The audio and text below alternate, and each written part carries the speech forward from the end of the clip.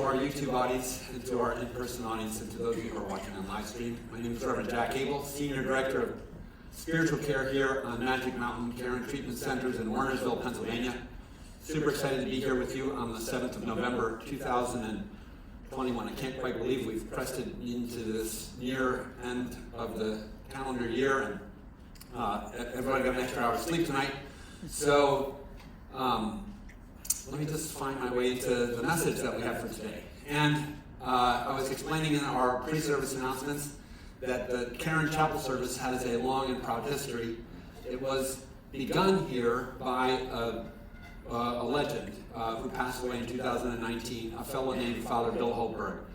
Became a dear friend of mine and a mentor to me and a colleague, and I miss him, but I always like to remember him. And one of the things that Father Bill was extraordinarily gifted at was encapsulating wisdom in very short sayings or story fragments and little vignettes. And I was going to start with one of those. So Father Bill, I know I'm repetitive. My dear buddy Bill was quite repetitive. And so those of us who hung around him got to learn the different stories that he would interweave masterfully in different ways. And one of his things that he would talk about is that he believed that addiction was different than other illness. And the way he would say it was that some illnesses attack the body, some illnesses attack the mind. This is an addiction that attacks principally the soul. And so I think I knew where he was coming from with that, and I suspect most of you who are watching and listening will have your own interpretations of that. Father Bill never dove into the complex theological and philosophical challenges of using the term soul. I think he just presumed that people know what it is, and I think that's often a really wise thing to do with philosophy. I should take a clue with that and stop worrying so much sometimes about these quagmires of deeper sort of philosophical issues. But I'm going to stop there for just a second and acknowledge that 20, 30 years ago, for a clinician to use the term soul was controversial. And in fact, there was a period of time when behavioral health, psychology, and much of medicine would have shied away from the term soul because of, I think, a period of time, it was a long period of time, when behavioral health wanted to establish itself and its credibility in terms of scientific rigor and even conceptual rigor. And so people thought the term soul was perhaps either too flaky or ill-defined or controversial in those kind of ways. But I'm happy to say that just recently I was doing some research into one of the leading forms of care for trauma, which is abbreviated by an acronym CPT. Some of you may be being referred to CPT or even getting a little bit of CPT while you're here if you have a long enough stay and your trauma is identified early enough in your care. Because to honorably do CPT takes a chunk of time. But I think the acronym stands for cognitive processing therapy. But it's a method for exploring people's trauma and helping facilitate a reduction in the adverse consequences that trauma has on a person's life. So anyway, one of my spiritual care colleagues, Dr. Meredith Hardy, brought to the table some really interesting research, and we're looking at if there's a pathway for us to get her credentialed in SICPT, which is Spiritually Informed Cognitive Processing Therapy. And there's a set of researchers, and what they're doing in taking a look at this particular approach to trauma is they're talking about trauma, and the term that they're using is soul injury. And I like that term. I think it's a great term. But I'm also enthusiastic that they are bringing that term to the table in an evidence-based platform at a larger behavioral health and medical scientific level without apology, because there's something to this word and we shouldn't avoid it. And if we're really trying to be agents of healing for people and families, and we don't talk about what you and I mean when we talk about something that's soulful or soul injury or soul itself, then we're intentionally avoiding something that could be very much at the heart of the issue. So I think Father Bill was spot on. I'm not sure his conceptualization is entirely rigorous, because I think the boundaries between the body, mind, and spirit are fuzzy. But I think that it is fair to say that what I see when I encounter patients is really soulful problems. And that those of you who sit here in the room with wristbands, and today we also are privileged to have alumni who are here for coin celebrations, which is a great, yay, opportunity. Those of you who are watching on YouTube, if you're a Caron alum and want to come back and celebrate an anniversary, check out the Caron website, because you can pre-register to come to chapel to celebrate your anniversary with appropriate precautions and clearance on a reservation system. And we're going to do that later this morning. But this is a soul thing. And I have a second person besides Father Bill or the SICPT sort of thing that I wanted to talk about as a way of kind of bringing some theory and background to this before inviting you to reflect about it in your personal life. I'm not trying to stop you from going there right away, but just a couple more things to say. So, I say that, and those of you who know me know, oh, it's going to run on. So, I'm trained as a clinical chaplain, and that's a unique thing.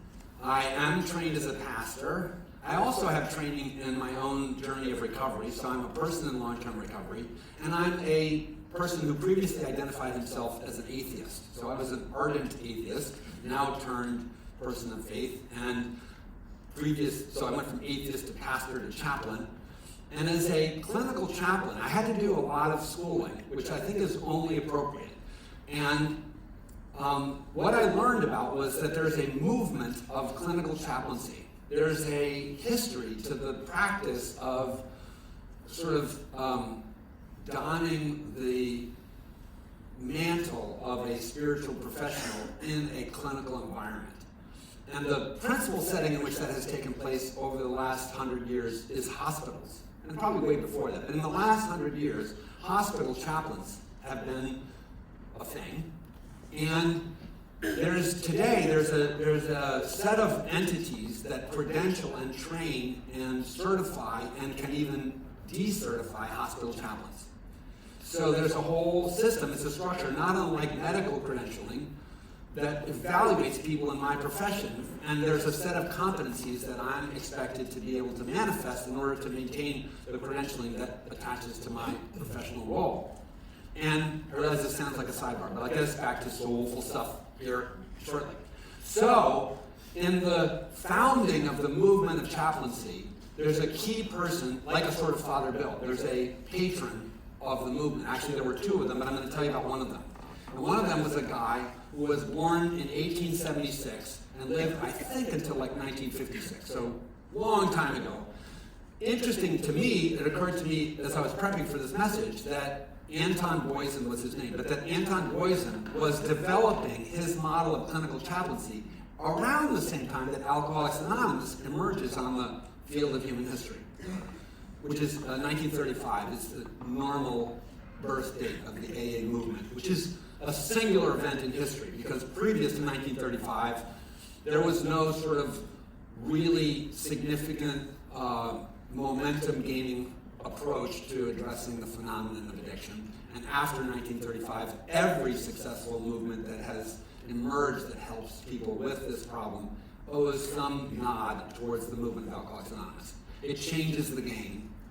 And Anton Boysen, in the early part of the 20th century, also changed the game for people in my job, in hospitals, in hospice, in this setting, on military and academic campuses to a lesser extent. So chaplains in different settings sometimes get different training, but especially in clinical settings, if you're a trained chaplain, you really should learn about this fellow. And he was a trained theologian, pastor, and he couldn't profess atheism, and I don't know that he was an alcoholic, I don't believe he was, but he had a psychotic episode. he ended up in psychiatric hospitalizations, not once, but I gather several times. So, and I don't know how many of you have had that experience, but when I think about being a pastor in a psych hospital in like 1920, I have these notions of the primitive quality of the behavioral health. I don't know if any of you have seen One Flew Over a Cuckoo's Nest, but I'm thinking of even predating that. Like, I just wonder what the interventions were. And I think he did have shock therapy that was pretty crude. Today, the use of shock therapy is a significant component of some kinds of mental health care, but the shock therapy that they use today is much more careful and targeted, and still it's pretty aggressive of an intervention. But this poor fellow, who knows what they threw at him, right? And he came out of his psychiatric hospitalizations and becomes the progenitor, the founder of a movement of clinical chaplaincy, which I think is cool.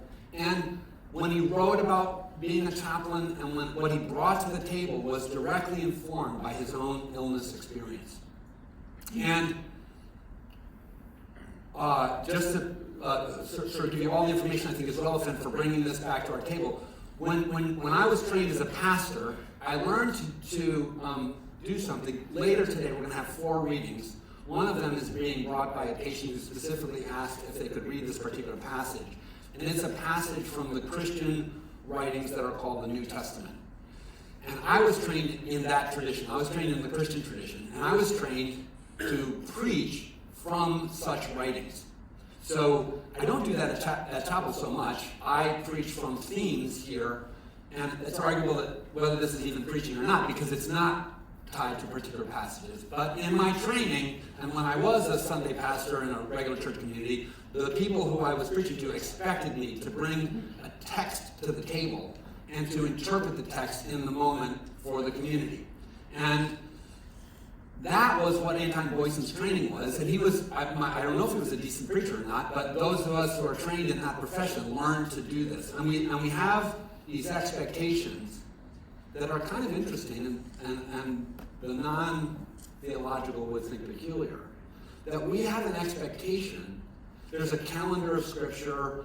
If you're that kind of a preacher, I would use a calendar of scripture. So there was a rotation of readings that would toss themselves up on the shore of my desk on a Monday morning for the following Sunday. And I always would bring an expectation that one of the 4 readings was going to hit home. It was going to be the right reading for that Sunday. And part of what would happen over the course of that week would be a journey of discovery with me wrestling with those texts and letting them speak to me, speak to the moment, speak to the people I was going to be addressing. And hopefully, sometimes by late Saturday night, I'd be like, okay, what am I supposed to say about this stuff? But eventually I would try to sort of discern the message for the day. The reason I say that is that I learned to love those readings. I learned to believe that when I looked at those readings, my understanding of God would be revealed. I learned to trust that there was something extraordinary that was about to happen when I just would even look on Monday morning at the next group of readings. And now let me walk this back. Anton Boyson comes out of his Cuckoo's Nest experience with an insight for the chaplain, which is to look at a patient like that. To look at a patient as if they were a sacred document. To look at a person as if they reveal something about the nature of God in this moment. Not to say that you are the divine, but that you reveal something about the divine and about how our struggle is to be human beings in a world that has the sacred infused within it. So, let me tie the pieces together if I can. Father Bill says this is a soul sickness. Anton Boyson says, my job is to see you as a sacred being. And your opportunity in this moment, on this place, why do they call this Magic Mountain? Is because, I wish I could have you feel what I feel, because there's an opportunity here for something extraordinary to happen. The opportunity is for the lost to be found, for the broken to find a way towards healing, for the blind to have sight, for the deaf to hear. And I mean all of those things in the metaphorical sense, right? Because I'm pretty sure all of you are hearing capable. I don't have to have sign here. But you also have been deaf as posts about certain things, right? And I'm pretty sure all of you are sighted in the sort of biomedical sense. But you've just been, my favorite example of this kind of blind, deaf, I know the word dumb is careful, I have to be careful about it, but please allow me to use that ancient formulation of that. I don't mean it in the way that slights individuals. My own blind, deaf dumbness was third arrest for DUI. I said, that is it. No more driving at night.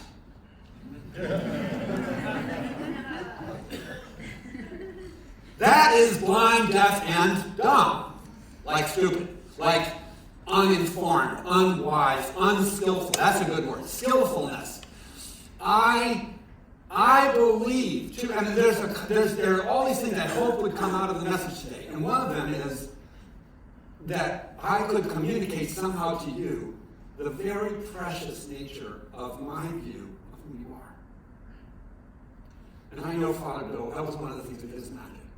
He loved you. Every single one of you. And he had a special love for the ones who were here who didn't fit in, who bounced against the system, and who the clinicians would get tired of and go, oh God, not Alfred again, you know? And Father Bill would be all over that Alfred. You know, I'm just, that's a good name because I don't remember an Alfred here in 13 years. But I say that without talking to anyone because I'm talking about you. And it's easy to lose that by the time you get here. It's easy to have other people not seeing you as a sacred being.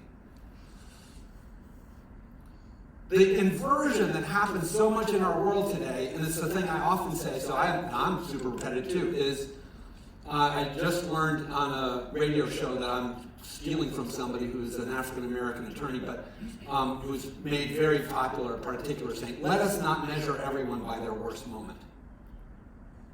But I think, unfortunately, for many of you, that's what's happening out there in the world. Many of you are like dealing with an arrest, an explosion in your family system, some drama at your job, some interpersonal dynamics and other aspects of your life, your financial mess, and people are thinking of you in some way that as if because I said a lie, I'm a liar, or because I cheated on my tax returns that I'm a cheat or whatever, and seeing me painted broadly with the stroke of my least flattering moment. And in the project of recovery of soul, which Anton Boysen spoke about as my job in clinical chaplaincy is to shepherd people in the recovery of their souls. My skillfulness is measured by how well I begin with the premise that you ought not to be measured by those worst moments, that you are a revelation of the glory and beauty of God, and that if I just spend time looking and listening to you, you will show me the divine and the beautiful, even in your histrionics. It's like my dear wife is a preschool teacher, and I love her stories about the 4-year-olds in her class that are often the most, rambunctious and tricky and complicated and peculiar. And the lessons that and somehow when it's a 4-year-old, to just love the child. And the question they ask, the question the teachers always ask when little Alfred is, pulling Susie's hair or whatever, they're not attacking Alfred. They're like, can we talk to the parents and find out if something's going on? But we forget that about this. This is a thing that's just like that. You are the little child pulling somebody else's hair, and that's a symptom of a bigger set of influences that are manifesting in the behavior that you have found yourself trapped in. So, think about that. Breathe a moment of hope and a thought of sunshine, and allow yourself, if you can, to hear what I'm trying to say, because it comes from the very deepest part of my conviction, that you are not your worst moment, that you are a precious and beautiful individual instance of the sacred, and that whether that's Christian, Jewish, Hindu, Buddhist, atheist, Wicca, I'm not concerned about how you would identify your heritage and belonging within all of these different wisdom tribal systems that we have, but all of you, each and every one of you individually and you collectively together as a patient community, manifest something holy. And my prayer is that having that be our message today would bring us a different sense of expectation. That we would walk into the next group or into the sharing that's about to happen and listen with a different heart. Listen with a different ear. Because all of a sudden, when Sam is singing here, that is a window into the divine. When Marty's playing the piano, that too, is his service here over years is an unbelievable manifestation of something extraordinarily beautiful. And I love working with him, and I know you all like hearing him. And if you could only know how much he does behind the scenes to pull what he does off. This is not ordinary. This is extraordinary. And you are not ordinary. You are extraordinary. And today is not me. Today is precious. Might it be a day when you rediscover